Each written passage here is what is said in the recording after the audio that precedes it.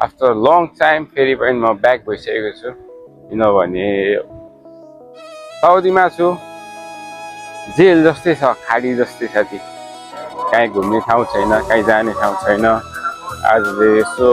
बाहिर साउदीको सिटी बलद भन्ने ठाउँमा सानो बजार जस्तो छ अरे होइन यस्तो चट्टोसँगले बिल्डिङहरू छ यस्तो अनि आज चाहिँ म यतातिर घुम्नु आएको छु साउदीको कर्नेस हो साउदी जेद्दा को हुनुहुन्छ त गाइज यतातिर हेलो एन्ड नमस्ते guys welcome back to my channel this is me Bimal Shrestha and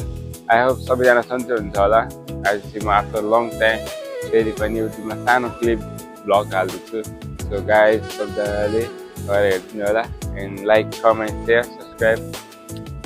तपाईँहरूले पनि सानो युट्युबरलाई होइन सानो मान्छेलाई यसो माया देखाइदिनु पर्छ जस्तो आयो त्यस्तै हजुरहरूलाई प्रस्तुत गरिहाले अब केटाकेटीहरूले आफ्नो रहर पुरा गर्नको लागि खोलेको च्यानल हो सब्सक्राइब चाहिँ गरिदिनु होला धर्म हुन्छ अनि त्यो त्यही हो मलाई त लाज लाग्यो यताउति मान्छेहरू छ के यहाँ दुईजना नेपाली दिदीहरू जाँदै रहेछ अनि तिनीहरूले मलाई हेरेर त्यही हाँसिरहेको छ कि नेपाली ल्याङ्ग्वेज बुझेर होला तर केही छैन ओके त्यही त म चाहिँ के हुन्छ म यसो तपाईँहरूलाई देखाउने नै छु गाइड यही नै हो कर्नेसको भ्यू चाहिँ अनि म चाहिँ जान्छु अब